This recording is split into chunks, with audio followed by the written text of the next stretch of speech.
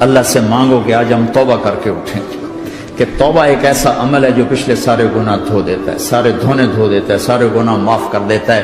تو میں آپ کے اور یہ جتنا بات میری آگے جا رہی میڈیا کے ذریعے جہاں جہاں جو سن رہا ہے، میں سب سے ہاتھ جوڑ کے کہتا ہوں کہ آج توبہ کر لو اپنے اللہ کی بارگاہ میں، پچھلے پر توبہ کر لو، آئندہ کے لیے صلح کر لو، انشاءاللہ مزے کی زندگی ہو جائے گی۔ میں اللہ پہ قربان جاؤں، صدقے جاؤں کہ اس نے بھی توبہ کا دروازہ ایسا کھلا رکھا ہے، نہ کوئی عدد کی قید ہے، نہ کوئی عمر کی قید ہے، نہ یہ کہتا ہے 1000 دفعہ توڑ دی تو پھر قبول نہ ہوگی، نہ یہ کہتا ہے 60 سال عمر گزر گئی تو پھر توبہ قبول نہ ہوگی، بلکہ کہتا ہے ما لم یغرغر، جب تک تیرے گلے کا سانس باقی ہے تیری توبہ کا انتظار رہے گا۔ اور پھر ساتھ یہ کہتا ہے کہ تو اتنے گناہ کر کے زمین سے اٹھا کر آسمان کی چھت کو لگا دے، پھر ایک دفعہ کہہ دے یا اللہ معاف کر تو میں سارے ہی معاف کر دوں گا، ولا ابالغ، مجھے پرواہ بھی نہیں ہوتی، پرواہ بھی نہیں ہوتی۔ میرا ایک شاگرد ہے کراچی میں، اس کے مسجد کے ساتھ ایک عورت تھی، وہ لڑکیاں سپلائی کرتی تھی، کس قدر بدترین کام۔ اس نے، میرے شاگرد نے اس عورت کے بیٹے سے دوستی لگائی اور اس کو میرے بیان کی کیسٹ دے دی۔ اس نے کہا یہ سن لینا۔ اس نے گھر میں جا کے لگا لی، اس کی ماں کام کرتے ہوئے چلتے پھرتے سن رہی، کانوں میں آواز پڑ رہی۔ تھوڑی دیر کے بعد وہ آ گئی، کہنے لگی مجھے بھی سنا دے، تو اس نے سنی، پھر کہنے لگی دوبارہ سنا، پھر دوبارہ سنی، پھر کہنے لگی ایک دفعہ اور سنا، پھر ایک دفعہ اور سنی۔ کہنے لگے یہ کون ہے؟ کہ پتہ نہیں کون ہے۔ کہ کس نے دی؟ کہ یہ مولوی صاحب جو مسجد کا اس نے دی۔ تو اس نے بیٹے کو لیا اور مسجد کے دروازے پر آ کے، لوگ تراویح پڑھ کے نکل رہے تھے، انہوں نے کہا میں یہاں کے امام سے ملنا چاہتی ہوں۔ تو آ گیا، امجد نام ہے اس کا۔ کہا مولوی صاحب یہ کیسٹ آپ نے دی ہے؟ کہا جی۔ یہ کون ہے؟ کہ میرا استاد ہے۔ کیا نام ہے؟ طارق جمیل۔ کہا اس نے کہا ہے کہ جتنے بھی گناہ کرو توبہ کرو تو قبول ہو جاتی ہے، تو میری توبہ قبول ہو سکتی ہے؟ تمہیں تو پتہ میں کیا کرتی ہوں۔ کہاں بی بی توبہ تو سب کی قبول ہے۔ کہ اچھا پھر میں تمہیں گواہ بناتی ہوں، میری توبہ، میری توبہ۔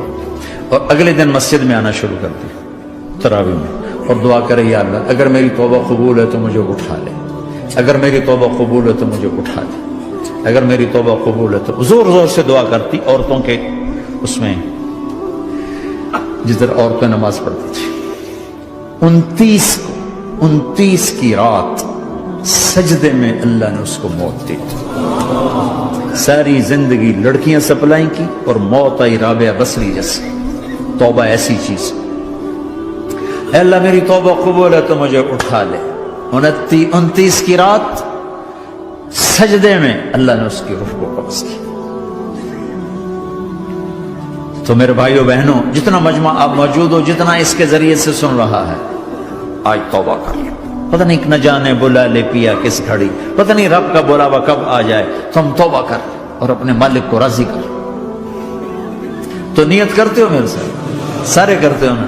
تو کہو یا اللہ میری توبہ، پھر کہو یا اللہ میری توبہ، پھر کہو یا اللہ میری توبہ۔ اللہ کی قسم اگر دل سے کہا ہے سب معاف ہو۔ میں نواب شاہ میں تھا تو ایک وڈیروں کو جمع کیا، وڈیرے مسجد میں تو آ نہیں سکتے، سندھی وڈیرے، تو ہم نے ایک وڈیرے سائیں کے گھر میں ہی بیان رکھ دیا، تو وہاں آگے سارے، تو ایک وڈیرے کو لے کر بڑی مونچھیں اور جلالی چہرہ اور بہت غلط زندگی، میں نے بیان کیا، وہ بیان میں روتا رہا۔ جب میں نے کہا ہاں بھائی توبہ، میں ہر بیان میں یہ کرتا ہوں کوشش، شاید کوئی ایک آدمی میرے ذریعے سے توبہ کر جائے تو میری بخشش کا سامان بن جائے، تو اس نے زور سے کہا اللہ سائیں توبہ، اللہ سائیں توبہ، اللہ سائیں توبہ۔ ساری زندگی کی غفلتیں تھیں۔ گھر گیا اور یہ ظہر پہ بیان ختم ہوا ہے اور مغرب پہ اس کی موت واقع ہوتی۔ ساری زندگی گناہوں میں گزار کے وہ گیا جنت میں، کہ توبہ تہدم ما کان قبلہ، کہ توبہ ہر گناہ دھو دیتی۔ شیطان ایک راستے سے آتا ہے، کیا فائدہ توبہ کا، ادھر کرتا ہوں ادھر ٹوٹ جاتی، کیا ارے فائدہ، دیکھو یہ فائدہ نظر آئے کہ نہیں؟ 2 فائدے دکھائیں، ایک سجدے میں مری ہے اور ایک ساری زندگی گناہ کر کے ظہر سے مغرب تک کا حصہ اس نے توبہ کا گزارا ہے اور گیا جنت میں۔ کبھی مایوس نہ ہونا اللہ سے کہ میں اتنے گناہ کرتا ہوں، اللہ کیسے معاف کرے گا، اللہ بڑا کرے گا۔ اللہ تھانے دار نہیں ہے، مہربان ہے، دوست ہے، ہمارا دوست ہے۔ اللہ سے باتیں کرو، اللہ سے یاری لگاؤ، اللہ کو دکھڑے سناؤ، یا اللہ میرے ساتھ یہ ہو رہا ہے تو کچھ کر دینا، اللہ سے لاڈ کرو جیسے ماں سے لاڈ کرتے ہو۔ اللہ تو پیار کی چیز ہے نا کہ ڈرنے کی، ہاں ڈرنا ہے اپنے گناہوں کی وجہ سے، لیکن پیار غالب ہو، محبت غالب ہو۔ وہ نہیں تھا چرواہا موسیٰ علیہ السلام نے سنا، کہہ رہا اللہ سیاں تو آویں آ تیری جوہاں کڈاں، تین تیل لاواں، تین کنگھی کراں، تین روٹی کھواواں، تین دودھ پواواں، یہ اللہ سے باتیں کر رہا۔ تو موسیٰ علیہ السلام نے اس کو ڈاؤٹ، بدبخت یہ کیا کہہ رہا ہے؟ کہہ رہا یا اللہ تو میرے پاس آ، میں تمہیں تیل لگاؤں، تیری جوئیں نکالوں، تیری کنگھی کروں، تجھے بکری کا دودھ پلاؤں۔ تو وہ تو بیچارہ ڈر کے رونے بیٹھ گیا۔ جب موسیٰ علیہ السلام طور پر آئے تو موسیٰ علیہ السلام سے اللہ نے کہا موسیٰ تو نے تو میرا یار ہی مجھ سے دور کر دی، مجھے تو اس کی باتیں بڑی اچھی لگتی تھی، تو نے یہ کیا، جا اس کو خوش کر کے جیسے ناراض کر کے آئے۔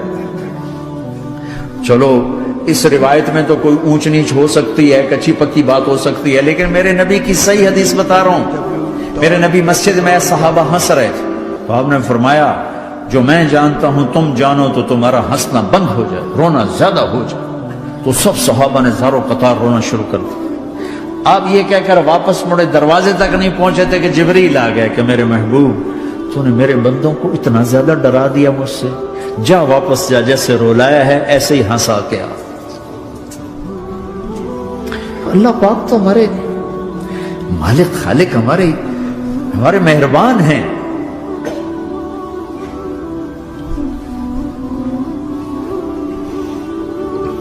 اللہ کو نہیں سنائیں گے تو کس کو سنائیں گے؟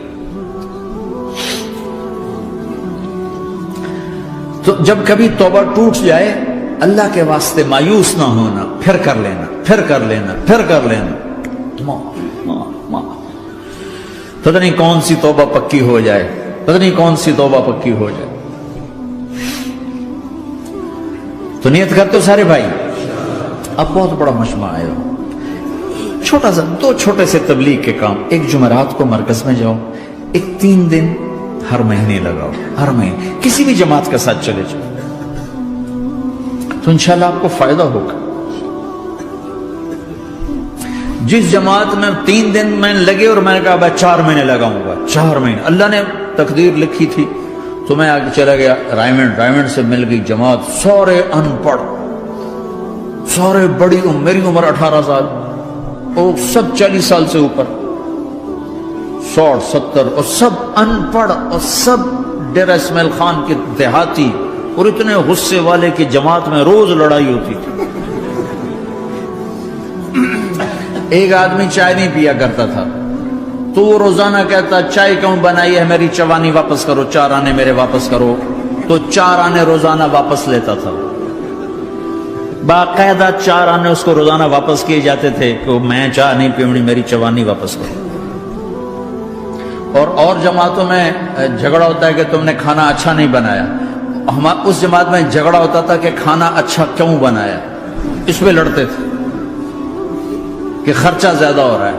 اور خرچہ کتنا ہوا تھا؟ 1 مہینے کا سفر، جانا آنا، بس کا جانا بس کا آنا، اور اس زمانے میں کوئی کھانا کھلانے والے ہیں، سب خود پکایا، 2-4 جگہ کہیں ضیافت ہوئی، 27 روپے ٹوٹل خرچ ہوا تھا کہ زیادہ خرچ ہے، روز لڑائی، روز لڑائی۔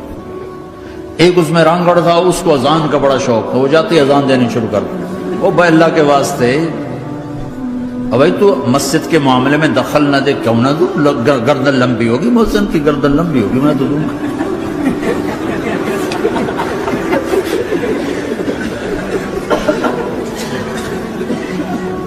تو امیر بھی چٹا ان پڑھ تھا، بالکل ان پڑھ، مطلب عجیب و نمونہ تھی جماعت، یعنی اس میں ہر ایسا ایلیمنٹ موجود تھا کہ میں بستر اٹھا کے بھاگ جاؤں،